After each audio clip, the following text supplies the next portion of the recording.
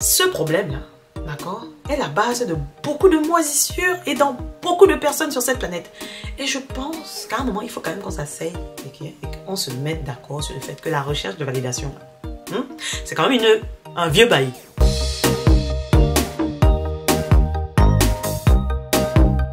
Salut les petits crassés, comment va-t-on? Écoutez-moi ça, la tomate oignon. Et j'ai un peu l'impression que ça fait une éternité que je n'ai pas filmé de vidéo.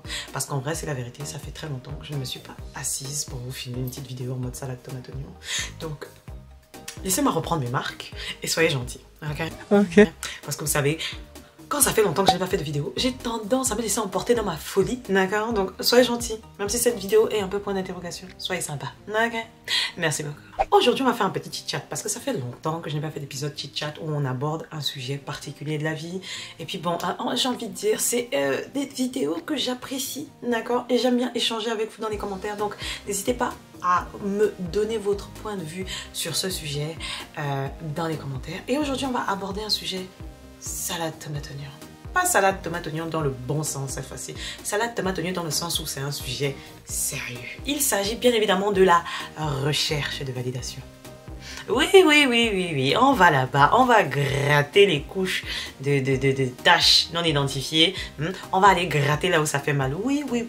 Installez-vous, sortez les carnets et on est parti.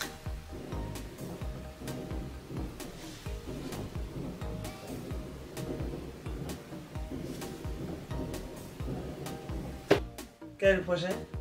Non mais ça va aller. Merci. Bref, qu'est-ce que je disais donc?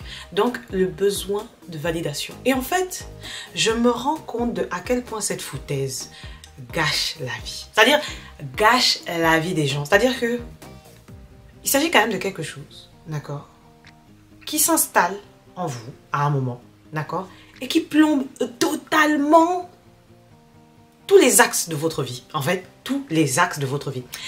Revenons à la base. On va prendre mon exemple parce que, bien évidemment, j'ai envie de dire, vous regardez ma chaîne, donc si je dois prendre un exemple, c'est de ma personne, en fait. Anyway, je ne vais pas faire comme si je ne fais pas partie du club. Je fais partie des gens qui, justement, sont en phase de désintoxication, de tentative de validation extérieure. Parce que, clairement, j'ai remarqué que ce bail-là me maintient à un niveau RERE à Saint-Lazare et à un moment, il est temps d'évoluer. Vous voyez ce que je veux dire? À un moment, il faut évoluer. Je pense réellement que tout au long de mon enfance, on m'a toujours hypé pour toutes les moindres choses que j'ai faites. C'est-à-dire, j'ai grandi avec des grands-mères salade tomate oignon. Et vraiment, mes grands-mères, j'avais l'impression que quand je les écoutais, j'étais genre la réincarnation de JC. Manu doucement. Manu, il s'agit de doser, Manu. Vous voyez ce que je veux dire? Alors que pas du tout. Parce que je veux dire, on n'est pas là-bas. On n'est pas là-bas. Mais bon, elle me hypait. Et je pense que vous aussi qui regardez la vidéo, vous avez probablement été hypé de ouf. Quand vous étiez entre 0 et 5 ans là, c'est-à-dire, vous ne pouvez rien faire de travers. So that was a f***ing lie. C'est-à-dire que, à moins que vous soyez tombé sur des parents approximatifs, un peu comme les parents coréens d'un certain petit coréen là, dans l'émission où il y a les enfants là. What? Bro, what are you talking about, man? Bref, on va pas aller là-bas parce que vraiment, dans ma tête, j'ai beaucoup insulté les deux parents et pas juste la mère, mais les deux. Bref. Anyway, tout ça pour dire que, en temps normal, tu es souvent hypé par les parents H24 pour les moindres choses que tu fais. Et à un moment, ça s'arrête cet épisode. Cette phase-là s'arrête. Emotional, damn it! Et elle s'arrête plutôt abruptement. Donc, soit parce que t'as un frère ou une soeur qui naît, soit parce que on part du principe que tu n'as plus l'âge et que bon, maintenant les parents ont leurs activités aussi, tu n'es plus un bébé, donc gère ta vie en fait, et tu commences à aller à l'école, etc. Donc tu vas souvent être hypé pour certaines choses, genre si demain tu viens avec un 16,5, 17,5, il va y avoir une énergie, mais ce ne sera plus jamais la même. Ce ne sera plus jamais la même, ce n'est plus jamais la même, on le sait, ok? Ok. Et je pense que c'est là que le problème commence.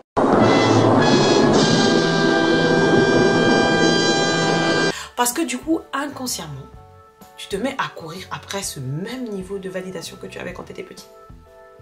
Ou le moindre paix que tu balançais, on était là en mode « Wow, amazing !» Tu fais un vieux dessin approximatif. « Wow, amazing !» Tu écris ton prénom. « Wow, amazing !» Tu te lèves. « Wow !» tu... Ça, je suis dosé aussi. Doucement. On se sait. On se sait, d'accord? Et du jour au lendemain, on te retire ça. Ce pic de dopamine, chaque fois que tu poses la moindre action, ce pic d'extase là, tu vois ce que je veux dire? Parce qu'on va pas se mentir, la validation parentale est menu best of plus. On va pas se mentir, ça te fait plaisir. Et c'est d'ailleurs pour ça qu'en tant que gosse, naturellement, tu veux toujours la validation parentale et que c'est si dur d'avoir un moment de détachement où tu coupes le cordon ombilical et tu acceptes que bon, je ne suis pas ici pour valider forcément les parents. Ça, c'est une phase extrêmement difficile et je pense qu'il y a énormément de personnes qui ne sortent jamais de cette phase. On va pas se mentir. We are going to pretend we didn't hear that. Le problème est que, du coup, cette tendance à vouloir forcément la validation, on l'applique partout. Consciemment ou inconsciemment, tu vas projeter ce besoin de validation sur certaines personnes.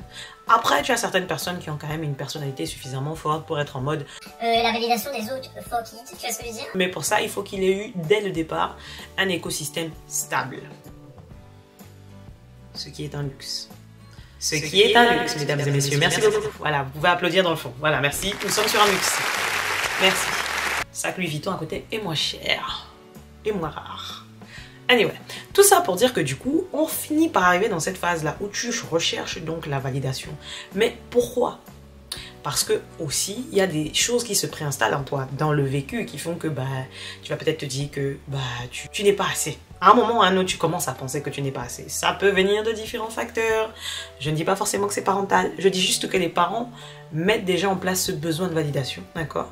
Le système scolaire renforce la chose, on va pas se mentir. Le système scolaire, on se sait, voilà. Et en plus, le système scolaire te donne l'impression que tu ne peux avoir la validation que dans certains domaines. Donc si ces domaines-là, c'est pas les tiens déjà, suppositoire. Et on va pas se mentir, du coup, quand tu arrives dans cette sauce-là, quand tu prends conscience que tu ne corresponds pas forcément à le menu best of plus, parce que bon, il y a un certain type de personnes qui sont validées dans le système scolaire et que les parents aussi valident, consciemment ou inconsciemment, la plupart du temps. Bombastic side-eye. Criminal offensive side-eye. 80% du temps, sauf si les parents sont dans le domaine artistique, voilà. Tu es dans cette case-là. Si malheureusement pour toi, et comme bien 60% de la population, tu ne fais pas partie de l'excellence, ok? Je ne parle pas de forcément faire partie de la moyenne, non, je parle de l'excellence. Il y aura déjà une carence, il y aura déjà une comparaison, il y aura déjà un « je ne suis pas assez ». Nanana. Vous voyez ce que je veux dire? Le je ne suis pas assez quelque chose, vous l'avez, à un moment ou à un autre, le truc s'est installé. Peu importe le domaine, si c'est je ne suis pas assez belle, ou je ne suis pas assez mince, ou je ne suis pas assez jolie, ou je ne suis pas assez intelligente, ou je ne suis pas assez... Il y a normalement une phrase, quand tu commences par le je ne suis pas assez, tu n'as même pas besoin de finir la phrase. Ton inconscient te sort ce qui va avec. On se sait, d'accord? Donc on a tous ce truc-là préinstallé. I don't understand, bitch. Don't understand. I don't understand. Et le problème, c'est que du coup, cette sensation de ne pas être assez, elle n'a pas juste un impact sur votre perception de qui vous êtes. Elle a un impact aussi sur les choses que vous pouvez tolérer dans votre vie.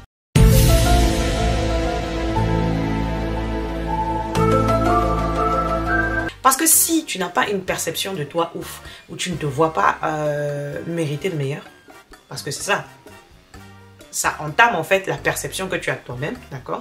Donc du coup, tu as plus de chances en fait de tolérer des foutaises, si on veut, parce que en fait, tu attends d'une certaine façon la validation des autres. Et donc du coup, tu vas te dire, ok, cette personne-là a eu ce comportement-là, peut-être parce que c'est ça que je mérite. Et il y a énormément de gens inconsciemment qui se donnent ce genre de réponse, qui pensent ce genre de choses dans ce genre de situation. Et j'ai envie de dire que c'est la plus grosse escroquerie du monde. Parce que du coup, une fois que ce truc-là est installé, d'accord, le besoin de validation des autres, si tu ne prends pas conscience que ce truc-là est installé en toi, tu vas continuer à te battre contre les conséquences du fait que tu as besoin de la validation des autres. Vous voyez ce que je veux dire? Genre, tu vas te battre contre ton manque d'estime de toi-même, tu vas te battre contre le fait de courir après les gens, peut-être people pleaser, tu vas peut-être courir après le fait que tu vas peut-être te battre contre le fait de penser que tu es capable de faire certaines choses, tu vas peut-être te battre contre le fait de penser que tu ne mérites pas les choses dont tu rêves. Vous voyez ce que je veux dire? Tu vas avoir tout ce vieux cercle vicieux, mais qui vient globalement du fait d'avoir besoin de validation. Et si tu n'as pas cette validation, parce que en fait, à partir du moment où tu commences à chercher une validation, ce sera jamais assez. Tu auras toujours le doute. Ciao. Anyway, so le besoin de validation, c'est un peu comme si tu voulais prouver que tu méritais quelque chose. Genre, le fait de te dire, ok, je mérite ça, donc j'ai le droit de l'avoir. C'est pas comme ça que la vie fonctionne. Et c'est vraiment une des choses que j'ai compris, c'est la vie ne fonctionne pas sur le mérite. Le monde ne fonctionne pas sur le mérite. Si le monde fonctionnait sur le mérite, la planète ne serait pas dans l'état où elle est là. Le monde ne serait pas dans l'état où il est. Il ne se passerait pas les dingueries qui se passent là à l'heure actuelle. Et on n'en serait pas là. D'accord? On n'en serait pas là. L'humanité ne serait pas là. Et je ne pense même pas qu'on devrait travailler de toute notre vie pour survivre sur cette planète. Il y a une chose pour laquelle on est d'accord. D'accord? Quand tu nais, quand tu es bébé, tu n'as pas à prouver que tu mérites pour que les gens t'aiment. Ever. Jamais. Tu es né et tu es aimé. Point. Ok? Eh ben, tu n'as jamais cessé d'être cet enfant-là. Ok? Tu as grandi, ton enveloppe corporelle, elle a poussé. Ok? Voilà, bien. Tu as une capacité intellectuelle peut-être plus accélérée. Tu as appris des choses, tu peux communiquer. Tu n'es plus juste là à pleurer quand on te donne le biberon. Ok? Mais fin de plante ta faim. Tu es le même être. Tu es le même individu. Et c'est pas parce que tu as poussé en centimètres que ça veut dire que tu dois encore plus prouver, tu dois maintenant prouver ta valeur, alors que quand tu étais là juste à faire caca dans ta couche et à boire du lait, là tu n'avais pas besoin de prouver. Juste parce que tu étais cute, tu es toujours aussi cute. Tu l'es toujours. Même si tu n'en es pas convaincu, I know, mais tu l'es toujours. Donc fin de plante à fin. Ce problème-là, d'accord, est la base de beaucoup de moisissures et dans beaucoup de personnes sur cette planète. Et je pense qu'à un moment, il faut quand même qu'on s'asseye et qu'on se mette d'accord sur le fait que la recherche de validation, c'est quand même un vieux bail. C'est une grosse escroquerie. C'est un vieux truc dont on n'a pas besoin. This is Sparta! En vrai, on n'a pas besoin. Et maintenant, moi, j'en suis arrivée à cette conclusion. Là, maintenant, c'est là où on est. J'ai pris conscience que, en fait, le fait de chercher la validation des gens est la raison pour laquelle je n'ai jamais pensé être capable, par exemple, de valider certaines choses, que ce soit par rapport à mes études, par rapport à mes projets, par rapport aux choses que je rêve de faire. D'accord. Je vous parle de ça là, vraiment comme si vous étiez avec moi dans la sauce, d'accord? Et je pense que ça pourrait vous aider, du coup, si je vous explique ma situation, parce que peut-être que vous aussi, vous êtes dans la même sauce, mais vous n'arrivez pas à exprimer avec des mots simples ce qui se passe, vous voyez ce que je veux dire? Mais moi, maintenant, je suis dans ma phase où il faut désinstaller le bail. Et en fait, j'ai fini par réaliser quelque chose, d'accord? Le cerveau humain est, j'allais dire très bête, mais en fait très intelligent, d'accord? Le cerveau humain est très intelligent dans le sens où, si tu lui poses une question, en fonction du sens, en fonction de la direction où tu pointes, il va toujours essayer d'aller dans cette direction-là. C'est-à-dire que si tu dis à ton cerveau... One eternity later. Prouve-moi que je suis capable de faire ceci. Ton cerveau va te trouver toutes les raisons pour lesquelles tu es capable de le faire. Si tu demandes à ton cerveau pourquoi est-ce que je ne suis pas capable de le faire, il va te donner toutes les raisons pour lesquelles tu n'es pas capable de le faire. Mais fin de plante à fin, c'est à toi de déterminer au départ la direction. Déterminer le sens. C'est-à-dire que si dans ta tête tu es déjà persuadé que tu ne peux pas le faire, c'est sûr que tu ne pourras pas le faire. Parce que dès le départ, tu ne pouvais pas le faire. Tu vois ce que je veux dire? That doesn't make no sense. Et je pense que c'est l'un des pouvoirs magiques du cerveau humain. C'est-à-dire que c'est à toi consciemment de prendre la décision de vers où tu veux regarder. Tu vois ce que je veux dire? C'est-à-dire, moi jusqu'à maintenant, si je suis honnête, j'étais téléguidée. C'est-à-dire, j'étais persuadée que voilà, je suis là pour être average, ne rien réaliser du tout. Really, nigga? Même pour ma chaîne YouTube, je me suis jamais dit un jour je vais dépasser 2000 abonnés, 3000 abonnés. C'est ce que je souhaite. J'ai toujours souhaité faire plus, mais dans ma tête, je me suis jamais vu avoir plus parce que dans ma tête. Est-ce que vraiment je le méritais? Tu vois ce que je veux dire? Et je suis même le genre, je suis convaincue que même il y a eu des moments où ça aurait pu être possible, où je me suis sabotée et je sais que je me suis sabotée. C'est-à-dire, je peux même pas nier que je l'ai fait. Je l'ai fait.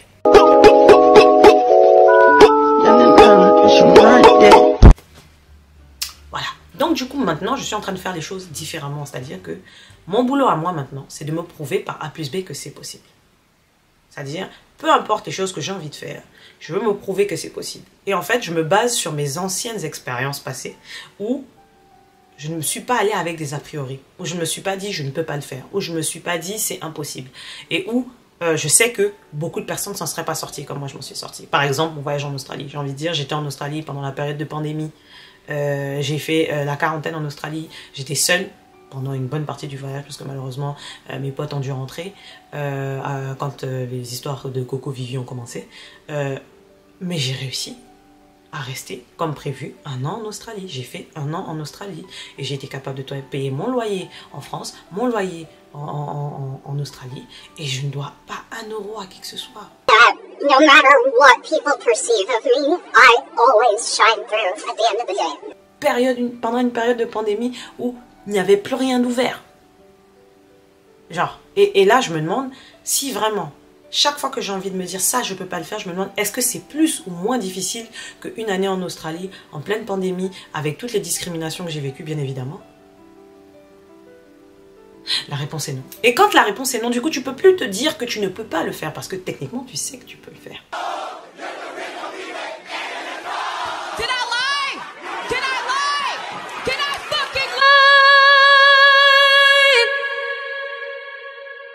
Vous voyez ce que je veux dire?